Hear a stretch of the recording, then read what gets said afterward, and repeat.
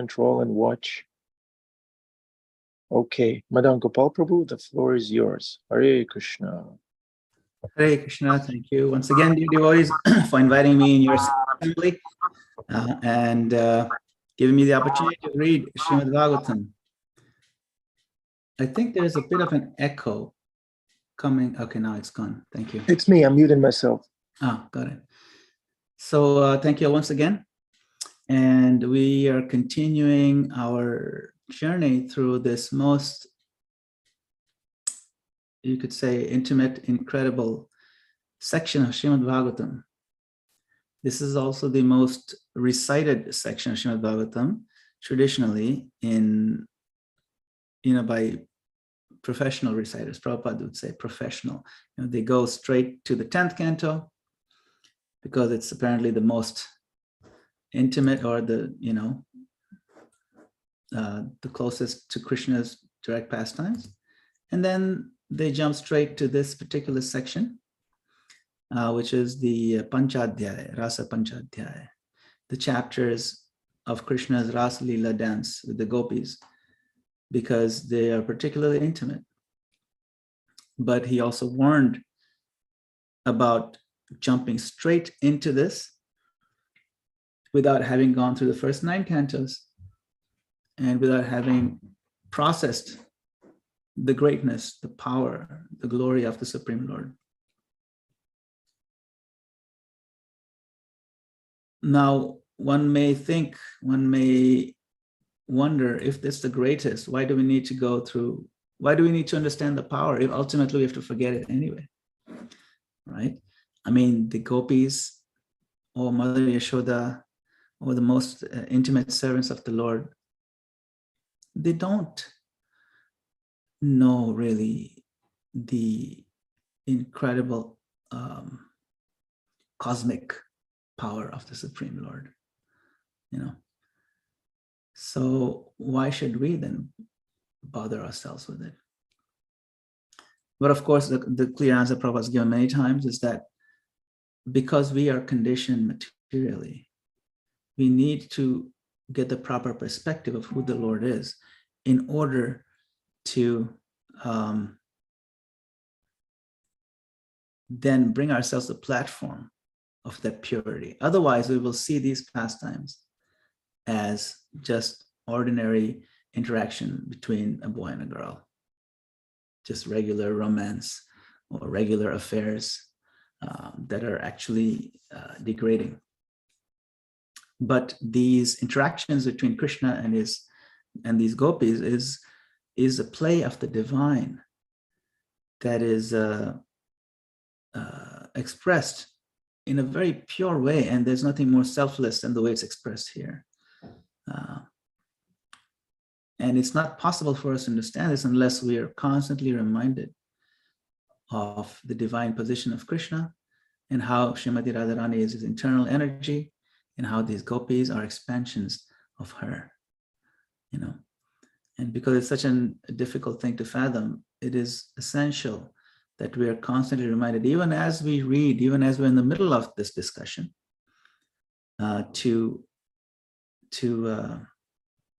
we're reminded to think of Krishna's place, especially given the fact that we are conditioned, and at the same time, the only solution of coming out of conditioning thoroughly is to absorb ourselves in these pastimes.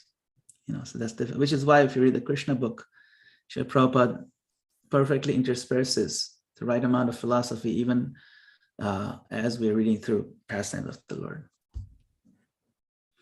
So today's verse is 10:31:10. We'll do 10, 11, 12, 3 verses.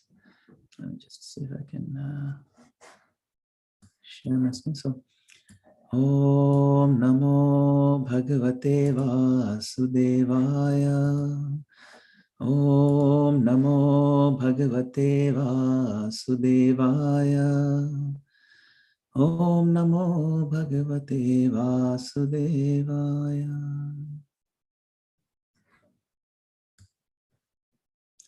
Now we're reading through the Gopi Gita. The verse from yesterday was probably the most famous verse from the Gopi Gita, which is actually sung by King Prataparudra. We went through the pastime yesterday. And so we continue this. And this, the songs of separation, songs of the gopis. And there's a particular meter that is very sweet, a meter of the Sanskrit, that is very gentle, that is very sweet. It has a lot of beauty in it. Now, how can you say that a meter is more beautiful than another one? Beauty is seen in symmetry. Symmetry is one of the foundational principles of beauty. And so we can see there's a particular symmetry in the way these syllables are arranged. You see, like it has a perfect number of syllables in each line, and then the way there's a bit of rhyming also in terms of alliteration of letters and things like that. I've heard the beauty of the meter itself being described. I don't know all the details, but I thought it was quite astounding that this meter was reserved for this song. So we will read this song, the next 3 verses, and we can discuss some of the contents. Prahasitam priya prema vekshanam viharanam chate dhyana mangalam rahasi samvido yahidi sprisha kuhakano mana Kshobhayanti. Translation. Your smiles, your sweet, loving glances, the intimate pastimes, and confidential talks we enjoyed with you, all these are auspicious to meditate upon, and they touch our hearts. But at the same time, O deceiver, they very much agitate our minds. So here, if we look at the word for word, Siprahisitam, the smiling, and Priya Prema Vekshanam, this affectionate, loving glances. We have seen that whenever someone we love smiles very beautifully, it can melt away our negativity, our misgivings. So you can imagine the supreme smile from the Supreme Lord when he smiles gently. It's described here as beautiful small teeth. We understand that anything in the hearts of the gopis that may have been misgivings, of course they're pure, but any kind of anxieties that they may have, the smile of Krishna would immediately melt those away. Sometimes Krishna smiles in very unusual places. You may recall in the Bhagavad Gita in the beginning when Arjuna is having a crisis. After Arjuna spoke his piece in the first chapter and then a little bit of a second chapter, then the same word, prahasitam, is used. Right? That the Lord smiled.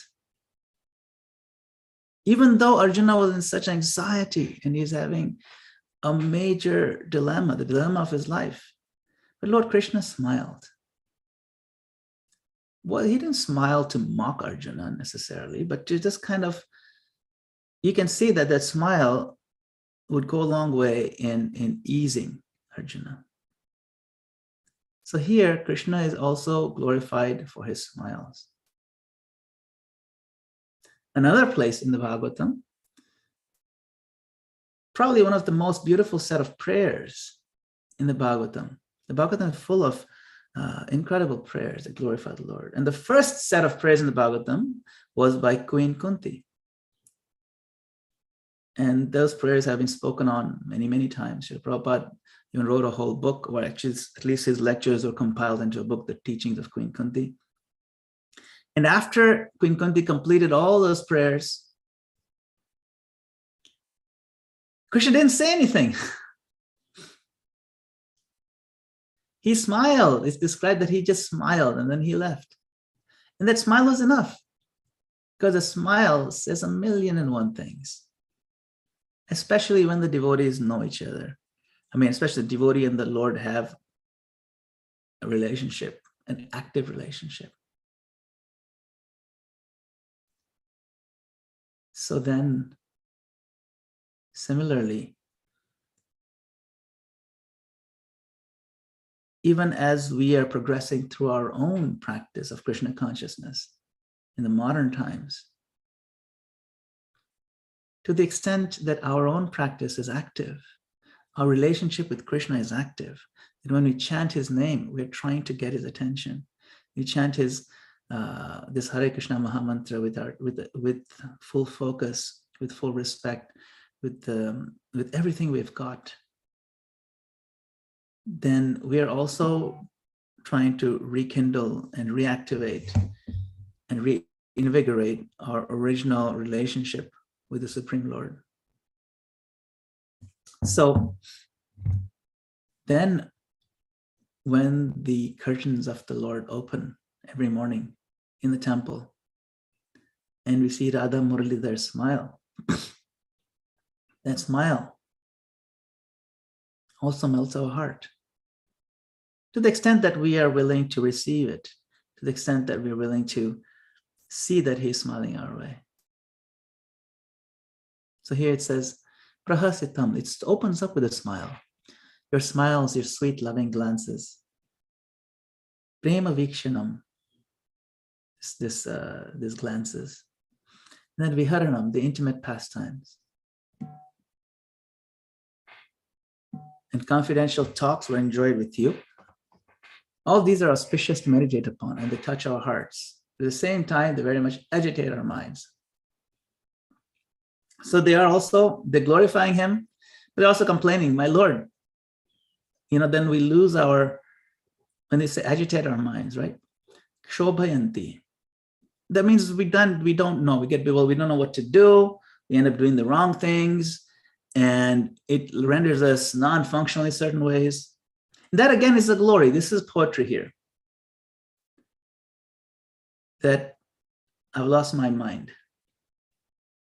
Now, when we say I've lost my mind, it could mean something that we're upset about, or something that we are actually happy about. So here it is that the sweet complaint of intimate love, where it's not really a complaint, but it is glorification disguised as a complaint. And that is a sophisticated nature of the love of the gopis. Because the gopis will do anything for the Lord, including lose their own reputation. And very few people can do that, not at the deep level that the gopis do. Okay, so we'll go to the next couple of verses as well. Chalasiyad vrajat charayan pashu nalina sundaram nathate padam shila trinankurai Sidati tina kalilatamana kanta gacchati. So now they're saying, dear master, dear lover, when you leave the cowherd village to herd the cows, our minds are disturbed with the thought that your feet, more beautiful than a lotus, will be pricked by the spiked husks of grain and the rough grass and plants. So here again, we see the reflection of care and love. When we care and love somebody, when we really care for somebody, every little inconvenience that the person goes through, it actually gets magnified in the heart of the person who loves that one. And that is a very natural thing. It is the nature of love itself.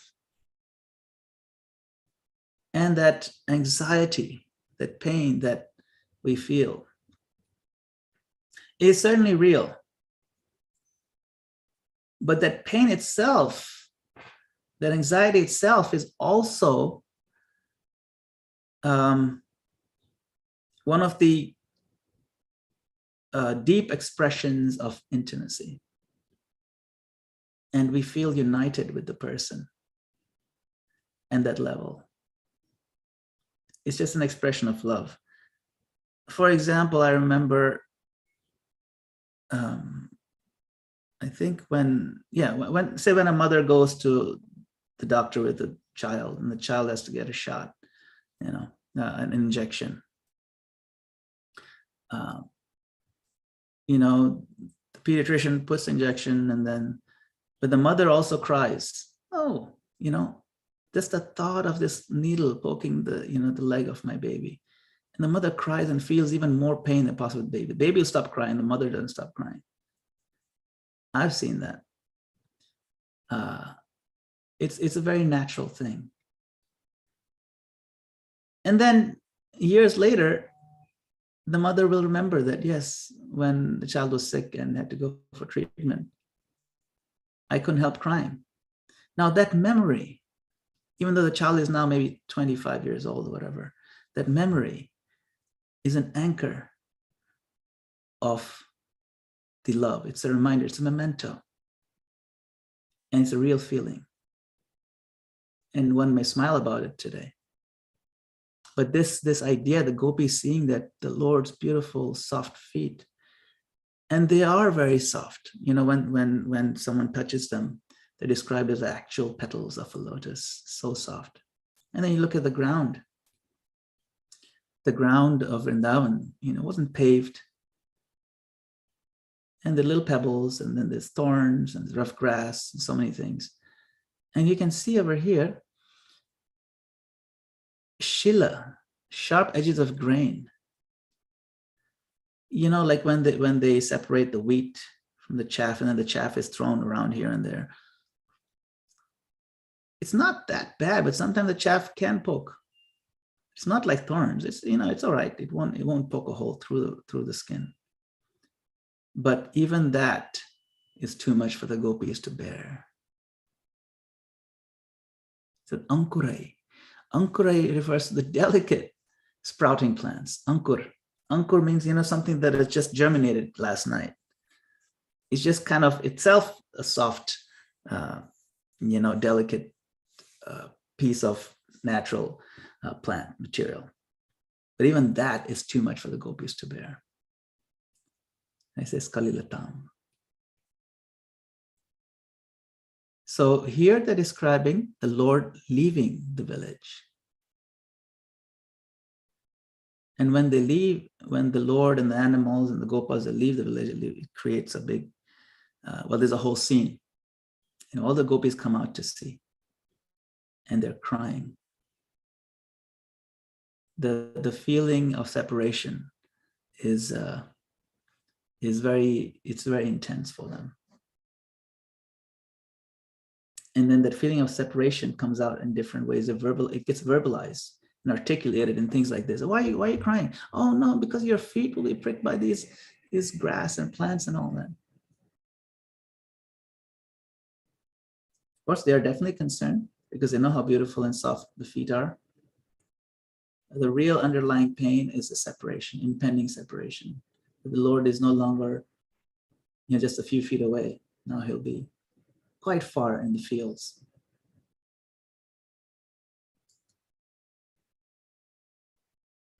And then we'll go to the last verse for today.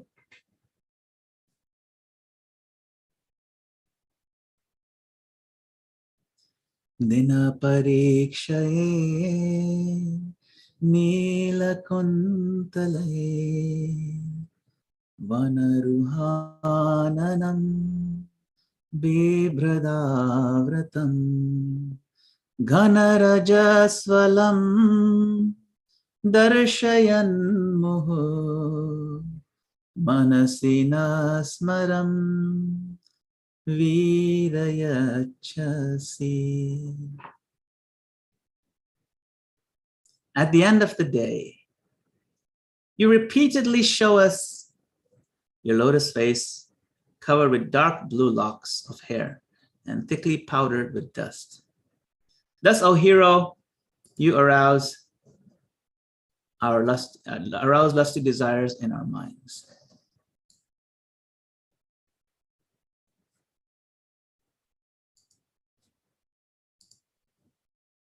So that's the end of the 3 verses that we're going to cover today.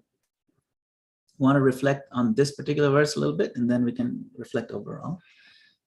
Here, the gopis, in the previous verse, they talked about Krishna leaving in the morning with the animals. And then the next verse, they jump to Krishna coming back at the end of the day. And they're reflecting that, yes, when you come back, your beautiful dark blue face, your beautiful face with the dark blue hair, kuntale, thickly powdered with dust. There's dust because it's very dusty over there. And the cows are stamping and stomping and raising the dust. And little calves and cows, as they dance also, and as they walk, so much dust is raised. And usually when dust covers something, it makes it less beautiful. But when someone is so beautiful, then anything that, for the ordinary person, anything that covers that person, it just enhances, it gives you a different angle. It creates a sense of casualness that's not there when it's free from dust. A sense of relaxation, and then you have what you call an effortless, relaxed beauty that shines forth. We see this in modern day as well. Models, like if typically it's not considered very beautiful when you haven't shaved for 3 or 4 days, you get a little stubble, and you're not considered presentable. If you're going for a business meeting or something, you're supposed to shave, wear a nice suit and all that. That's a typical, polished look. But sometimes when they're trying to market some products, and then they take pictures of models, some very good looking men, and then they have them grow out the stubble a little bit. And then they wear a relaxed shirt and just sitting, and there's some dust blowing around and the sun is setting, and they're marketing maybe some fragrance or something like that. In that instance, we see that, okay, there's dust, and that's typically not presentable. The stubble is typically not presentable, but here it makes them look even nicer. It arouses lusty desires. Here it says, yes, when we see that relaxed beauty, where you don't care if you got dust on your hair, that carefreeness, that rugged, attractive feature of you with your long hair, with dust settled in, and as you turn it around and the hair moves around. Oh my Lord, we cannot stand it, but this Cupid overcomes us in our mind. You see, so it is said, as there, so below, as above, so below. So even whatever things we may see in this world, it's a somewhat of a dim and even inverted or perverted reflection of what happens in the spiritual world. And so here we see that actually the original loving, attractiveness in these different forms, different features, we see it manifesting here in different ways, but we can appreciate the source and how much more beautiful the Lord would be, since he is really one of the six opulence of the Lord is beauty, all beauty. Nobody's more beautiful than him. And interestingly, his beauty is increasing.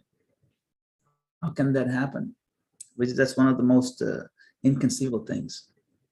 If he's eternal, beginningless, then how can his beauty increase? And then does it imply that yesterday is less beautiful? In a sense, yes. But in a sense, it's inconceivable. It's hard to understand how that happens. And so we're to understand that spiritual life in the spiritual world, just living there, it is not something that remains steady or static and boring, but it is very dynamic and changing and getting more interesting. So here we see their appreciation of the beauty of the Lord. And all these verses in the Gopi Gita, they are songs of separation. You see, so Lord Chaitanya Mahaprabhu taught us that kirtan, what we do kirtan, Param Vijaya Shri Krishna Sankirtanam. It is the most effective means of spiritual attainment in this Kali Yuga. And of course in Bhakti Sandarbha, Jiva Goswami explains that of all the limbs of bhakti that are listed by Prahlad Maharaj, Shravanam, Kirtanam, etc., every one of the limbs has to be accompanied by kirtan. Kirtan is the foundation of every other limb. All the 8 other limbs have to have kirtan with it. It is, even when we're offering worship to the deity, that's deity worship, but then that's accompanied by kirtan, and so on. When we're offering our hearts to the Lord as surrender, that's accompanied by kirtan. So Chaitanya Mahaprabhu, his philosophy is captured in one verse. Aradhya Bhagavan Brajesha Tanaya. Right? Tadhama Vrindavanam. Ramya Kachid Upasana Brajavadhu Vargena Yakalpita. That the method of worship that's expressed and practiced and conceived of by the gopis is the highest. Ramya Kachit Upasana Brajavadhu. Brajavadhu means the gopis. Vargena Yakalpita. And in this section, the Srimad Bhagavatam, this Gopi Gita, describes an instance where the gopis themselves are performing kirtan, you see, with a view to be reunited with the highest person. Now, Krishna first invited the gopis with this flute song to dance with him in the forest of Vraja. And then he left their company, and searching for him, they're everywhere, in madness. But even in this madness, they recite these 19 beautiful verses. Actually repairing their broken heartstrings. And one of the gopis sings a song in the praise of the song itself.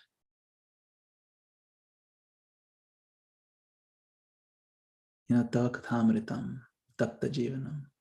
It was this song or this verse that praises the other verses that very much pleased Chaitanya Mahaprabhu.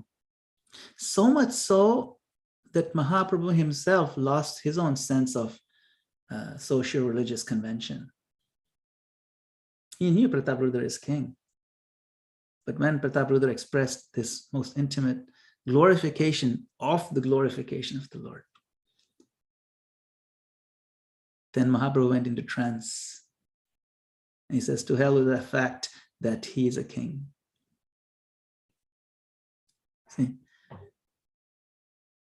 So this is in the town of Shri Jagannath Puri, Jagannath Rath Yatra. Now the king had been trained or kind of guided by Sarabham Bhattacharya in how to attract the heart of Chaitanya Mahaprabhu.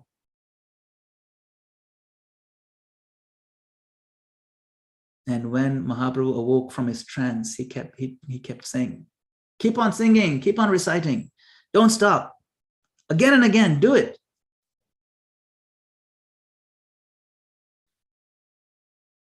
So the beauty of this Gopi Gita is something that we can really appreciate.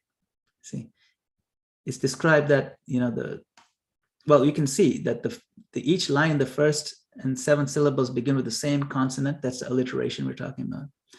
And same thing with the second syllables of all 4 lines. So there's that symmetry in it. So there is so much to be learned just by reading this Gopi Gita. Not just the nature of the intimate love, but how Lord Chaitanya Mahaprabhu came to teach us that we are meant to enter into this love between the Lord and the gopis. We're meant to understand it. That understanding comes from the mercy of the Lord. There is that bhajan, Goranga bolite habe pulaka sharira, Hari Hari bolite nayana bhavanira. That when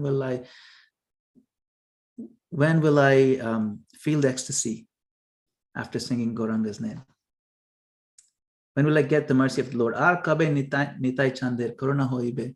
Samsara vasana mora kabe tu chahabe. When will Lord Nityananda give me his mercy, that all my samsara vasana, my selfish greed to enjoy in this material realm, when it will be nullified or come down to practically nothing. Samsara vasana kabe tu chahabe.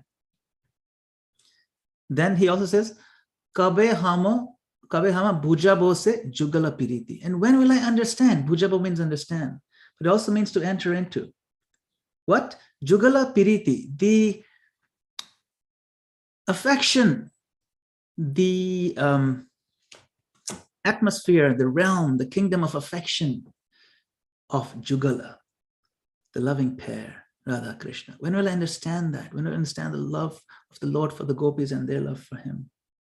When will I then enter into it?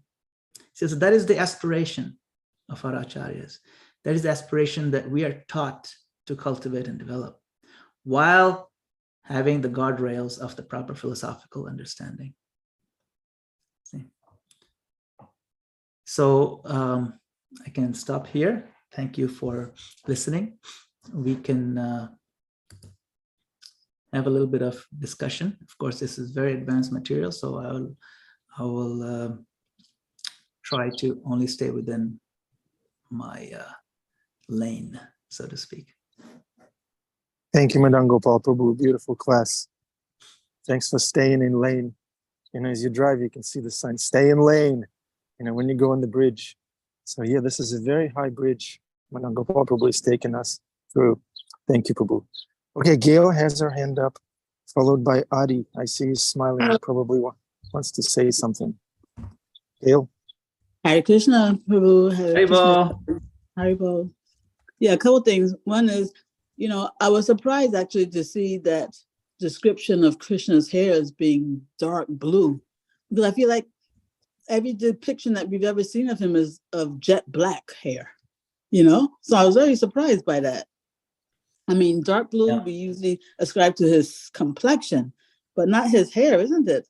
Yeah, I was also surprised to see that, but I was thinking when something is so black, it actually turns blue.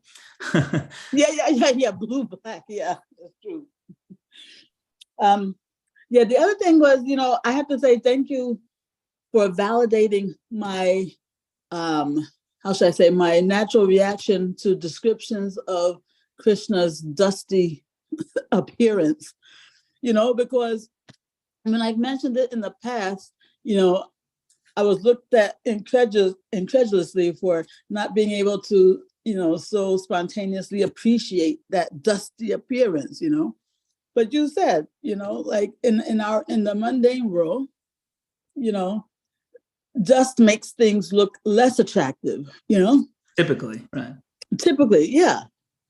But then you gave some examples that, made it more digestible for me, like when you were giving your examples, then my mind went to, like, say, a very adorable baby that has food all over its face, or a very attractive lady who is like just down in, like, I don't know, sweatpants or like her husband's shirt or something, So it's like by the contrast, the beauty is kind of enhanced. So thank you so much for making Krishna's dusty appearance a little more appealing to me. Because, normally I'm just focused on the dust. Right. But it's interesting because we worship the dust. We say the dust of Vrindavan, the dust of your lotus feet. So for us, the dust has special value. Yeah, but not when it's on even from the beauty point of view, we can see. Another point to reflect on is that the dust of Vrindavan is Chintamani. Every speck of it is a wish-fulfilling gem. So in that sense, he's adorned with gems. We actually pray to be that dust. Yes. Am I correct? That's true. Article of Chaitanya Mahaprabhu prays that please place me as one of the atoms of dust on your lotus feet. That's what I want to be. Yes, but specifically on the beauty angle of it, that why is it considered beautiful? But we see that, when they make certain commercials, they want to show the sun setting, and that's the golden hour of the time. In fact, for photography, right, the two times when you can really get some fantastic colors is when either the sun is rising or the sun is setting. It's called the golden hour. Photographers know about this, and then especially some dust in the background, and especially if you want to take a picture like you're going safari in Africa, and you can see some zebras running in the back, and they're raising some dust. It really makes for a fantastic commercial, say for a car, or for just fragrance or something, Serengeti or some sunglasses. There's something very romantic about that whole scene, the way the colors come together, the way the dust is being raised.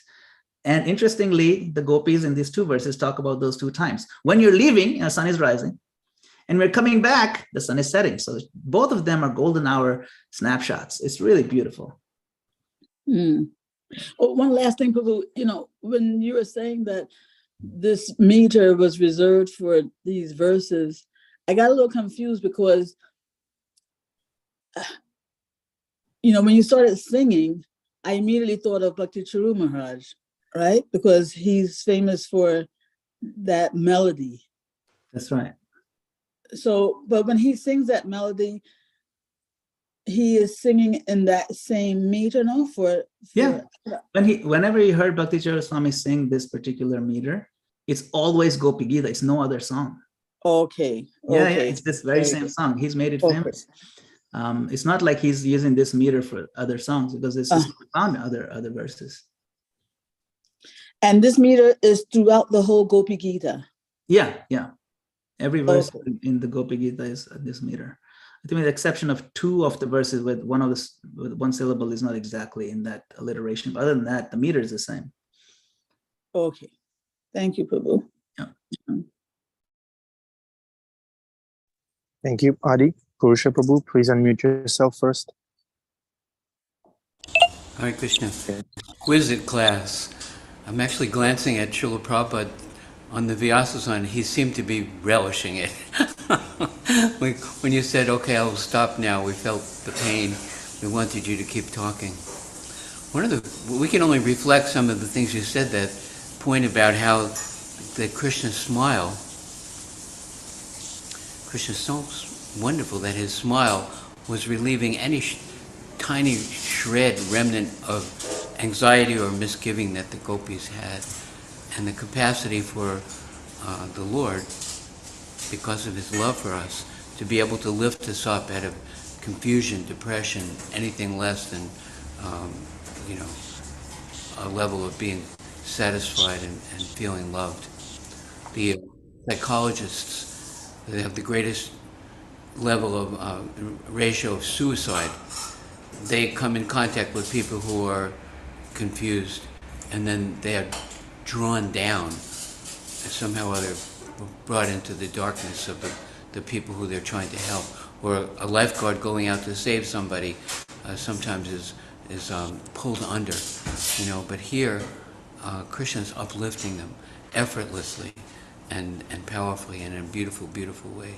That was really consoling for me to hear that. And I've had that experience with some of my godbrothers when I've been in anxiety in the drama of endeavor and Krishna service, and then turned to them and found them, like you said, Arjuna the skin was burning, his dropping his weapons, but Krishna just smiled.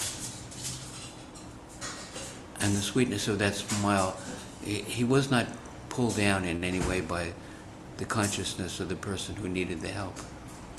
So we feel that strength from our spiritual master and our God brothers who are able to actually dissipate our temporary misunderstanding, that actually everything's going on wonderfully. Krishna's so wonderful. Anyway, thank you very much. Wonderful class. Thank you, thank you. Full glories to Prabhupada. Thank you for your reflections. Hare Krishna. Yeah.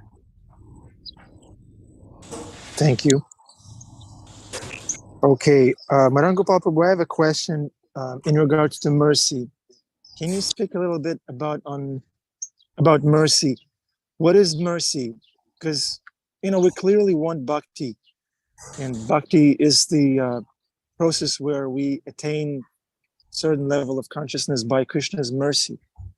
But if we look in our heart, we may see other things in there, some filth. So is it that there's not enough mercy for everyone? Or maybe we don't want it enough? Mercy is not something that we deserve. By definition, mercy, you may not be deserving that necessarily, but you're granted that. That's the mercy. So how does that work? Is Krishna withholding his mercy from us and letting us enjoy the filth? Or we just don't want it? How does that work? How does mercy work? Yeah. That's a very broad, it's a very big subject, the nature of mercy, what it is, and what are the different types of mercy. There are different words in Sanskrit to denote different types of mercy. For example, there's kshama.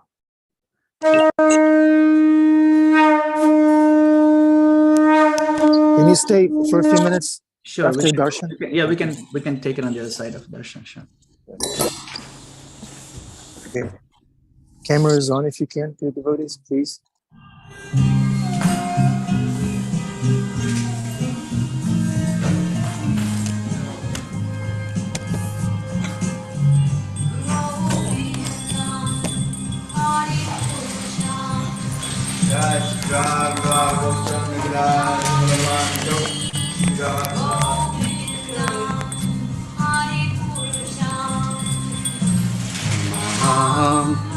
Chami Govindam Hari Purusham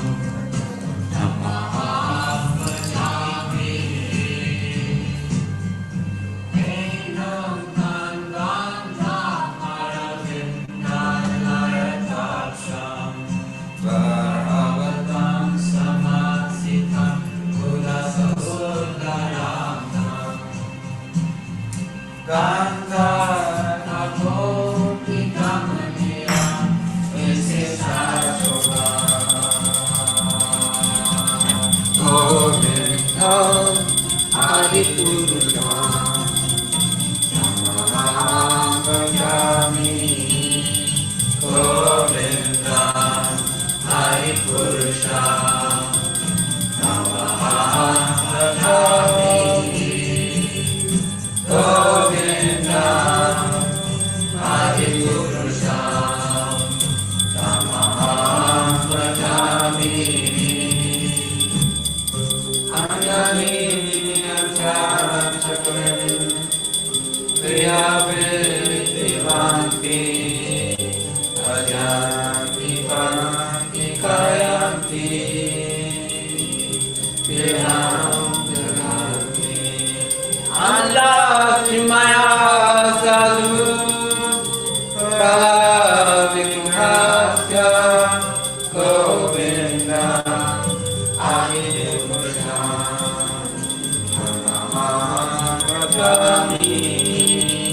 Govinda Adi Purusha Namaha. Hare Krishna.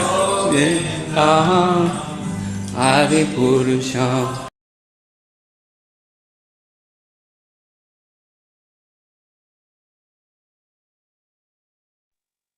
Hare Krishna.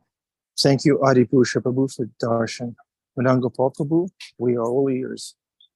Hare Krishna. So thank you for your question. Your question was, can we talk a little bit about the notion of mercy and what that entails? And is how merciful is Krishna to us? So, like I said, it's a very broad subject. You can actually talk about it for hours and hours. There is the mercy aspect from the Lord. Then we hear a lot of the time, along with the word mercy, we also get the word causeless. Please show me your causeless mercy. And that is somewhat more, I guess, it's somewhat different from regular mercy. Causeless means it implies that I don't deserve it, and yet I'm here asking for it. That means there's no cause for you to give me what I'm asking for. You know, even though I'm not eligible for it, please override my ineligibility and give it to me. That is the proper way to beg in a humble way. But what does that mercy mean? And then we, as practitioners, are also expected to be merciful. I mean, these are the qualities of a devotee, right? Prabhupada says that advancement of Krishna consciousness involves developing the quality of truthfulness, cleanliness, mercy, and simplicity, fame, and forgiveness, and control of the mind, and so on. So we're supposed to be merciful and forgiving. So those again are two different things. So what is mercy? And is Krishna giving us mercy? Is he giving more mercy to others and to us? So when we discuss this, every time we talk about it, there's a lot of unspoken conclusions that take place in our heart that we also may not realize. And that's what we can focus on. When we hear that Krishna is merciful towards a particular person, then we may ask ourselves, why not me? We may become resentful even deep inside. You know, why him and not me? Why her and not me? Is Krishna playing favorites? What kind of father shows affection to one child and not the other? And so that resentment can develop even as we're glorifying the Lord of how merciful he was in a particular instance. So even Krishna, he says in the Gita that I envy nobody. I show equal mercy to everybody. Then he says, but when someone reciprocates, then I reciprocate back with him. That's part of being personal. So it's not he's more merciful to the person who is reciprocating with his mercy. He is simply naturally predisposed because he now owes somebody. Now, the sun shines everywhere. So the mercy of the Lord is available to everybody. The sun is shining everywhere. But some of us like butterflies come out, open our wings and take in the sun. And then other bugs, as soon as the sun comes up, crawl under the rock. Both insects, both bugs. So it's not that the butterfly is receiving more mercy than the bug that crawled underneath the rock. It is our choice on how much we take advantage of what's available. I always bring it down to the chanting of japa, that when we chant japa, there's 4 gates. I think we discussed this long back. That, we the first gate is that we are externally present, we sit properly, we chant clearly, and so on. The second gate is we engage our mind, and the third gate is we engage our emotion and the feelings. And so there's intellect and then the emotion and feelings. So there are 3 gates. The 4th gate is gate of mercy, which opens and gives us access to the Lord. But that mercy is in the hands of the Lord. So the Lord chooses whether to give himself access to us or not. But if we have given him everything from our side, that no, I've given you my full attention, I'm giving my full, my body, my heart, my words, everything, and I'm crying for you, then the mercy, you'll find that gate of mercy is already there, it's open. So the Lord's mercy is so available, just like the sunlight is so available. The Lord never holds back. And his mercy is available in various forms. You can say the spiritual master is the mercy incarnate of the Lord. Nityananda Prabhu is the mercy incarnation of the Lord. The holy name is more merciful than the Lord, and so on, because it's more accessible. And so therefore, the Lord's mercy is available in so many different ways, so many avenues, but then all depends on me. One aspect of his mercy is that there's no hard and fast rules in chanting the holy name. But Mahaprabhu himself says, Durdaivam midrisham ihajani na anuraga. But look at my misfortune, in spite of the fact that you've given so many avenues and that don't even require any rules or nothing, just jump into it. Still, Durdaivam, look at my misfortune, that I have no affection and attachment or attraction to it. So that is the nature of mercy, is that it's an ocean out there, an ocean of nectar. And we could be 2 feet away and be crying that the Lord is so not merciful to me and I'm dying of thirst here. So we just have to take that step, you know. That's the one angle in a nutshell that I can express. But there's many other flavors of mercy that I discuss in Bhagavatam, but it's a bit much to go over it right now. Thank you, Prabhu. I feel like I tapped into a gold mine when you start answering my questions, especially the analogies. It was so nice. Thank you for breaking it up for us so clearly. Okay, we can take one more reflection or question, please, dear devotees. It's your turn. Vanisha.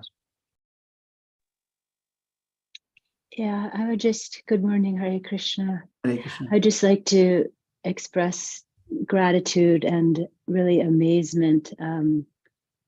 We read earlier in this chapter about when Krishna was playing his flute, and there was that baby calf that was drinking milk from its mother, and the calf just stopped, you know, with its mouth full of milk and was listening to the flute. And sometimes during this class, I have to get ready for work, and I was eating my breakfast as I was listening, and you started singing that first verse of the, I'm like almost getting tears in my eyes of the song, and I stopped. My mouth was full of my breakfast. I'd just taken a bite. I couldn't bite. I couldn't chew. I couldn't swallow. I just sat there, completely mesmerized and enthralled.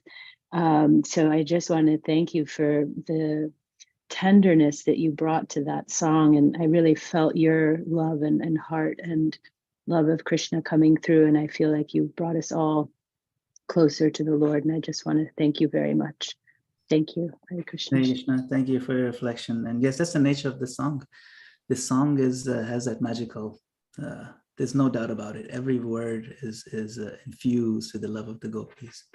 Thank you, Hare Krishna. Hare Krishna. We have a Bhima Prabhu, his hand is up. Yes, Haribol Prabhu, wonderful class. I just like to say that, you know, as for myself, it's been all about experiences, despite knowing or trying to learn the philosophy, trying to understand, etc. I really don't get it until I experience. And one of the experiences I've had, and fairly recently, is that when we are engaged in giving Krishna to others in some way, shape, or form, whether it be prasad or harinam, or as we have as part of our occupation, you know, the running of a hostel in which there are books in every room and there are posters on the walls and devotees are being hosts. And so it's more outreach than preaching. It's outreach, meaning we give a chance for someone to passively assimilate, you know, Krishna's love and the beauty of the, you know, Prabhupada's writings and the beauty of the artists of ISKCON, etc. And I've noticed that the more my experience is that the more that I'm engaged in this outreach of trying to give Krishna on some platform, and sometimes it can be very easy as an Adi's program disseminate or distributing prasadam, that Krishna reciprocates immediately, and we are given Krishna's mercy. In fact, the more we lean into it, the more austerities that we take on, the more we feel Krishna being pleased. Prabhupada promised us this. If we give Krishna to others, Krishna will give himself to us. And that, like a candle, if you light a candle, the candle that lights the other candle never lessens in its intensity. So I just like to say that we look for causeless mercy, but we also have to disseminate a sort of a causeless mercy in that we've been given so much. I mean, there is I studied comparative religion in college, and other religions definitely have, like the Song of Songs in Christianity, the beautiful, intimate manifestation of the soul and God's relationship, the intimate relationship. But never is it so prevalent as in, of course, the Gopi Gita. And we should feel so overjoyed that we should always look for opportunities to share this, because this is what everyone is looking for. So thank you very much for reminding us of that, and just love to hear you talk. I just love to hear you. It really bolsters our faith. Hare Krishna. Hare Krishna. Thank you for reflection. And I just like to say, sometimes people may have said, at least in the past, and that someone may have said that Prabhupada didn't give you everything. He didn't give you the most intimate, knowledge. But all he did was engage you in like going on Harinam or giving out books and distributing books and things like that. But Prabhupada very famously has said, I don't know where it is, but I've heard it quoted that book distribution is in the mood of the gopis. How is that? Because when you share with others, you're pushing them forward to Krishna. That's what gopis do. Gopis say, no, you go ahead, you please, you take Krishna's service. And that's their mood. And so to give Krishna to others is in the mood of the gopis. And secondly, Krishna himself says in the Gita, in the 18th chapter, he says that nobody is more dear to me than one who shares this with others, this knowledge of Krishna consciousness. And then the next verse he says, and in the future, no one shall ever be more dear to me. So he confirms that don't think that, okay, I've given you the highest position of being most dear to me and that'll ever change. No, it is never going to change. Anybody who shares with others, that pleases me more than, and nobody pleases me more than that. And nobody ever will be able to please me more than that. So you're confirming from your experience what Krishna has confirmed and said in the Gita. And that's why the experience part is so important, to have that experience. Interestingly, in German, if you listen to a German speaker, sometimes they will say, let's make an experience. It's very unusual to hear that. We usually say, let's have an experience. But in German, they say, machen eine Erfahrung, which means let's make an experience, which means we are taking the initiative on ourselves to create the experience. You see, it's not that experience if something happens to us. No, we are going out and doing it. So when we take the initiative to go out and share with others, we are creating the experience for ourselves and for others. And it's also an experience for Krishna because he's pleased. So it's a three-party win-win situation. Nothing better than sharing with others. Hare Krishna. Thank you, Madana Gopal Prabhu. Thank you very much. Thank you, Bhima, Venetia, everyone. Gail, thanks for your questions. Thanks for participating in this class. Get out in the sun, crawl from under the rock. The mercy is there. It's through Madana Gopal Prabhu, Krishna is distributing mercy like crazy. And Venetia, I was picturing you with a mouth full of prasadam, and that looked very cute. Like we would be talking about dust, making somebody look cute, or dirt. So Venetia, you were illustrating that point for me. Okay, that's it. And yeah, Damodar Priya is driving. Damodar Priya, we love you, we miss you. Stay in lane of bhakti. Don't deviate. Hare Krishna. Madana Gopal Prabhu, thank you so much. Wonderful class. All I can say. Thank you, Prabhu. Hare Krishna.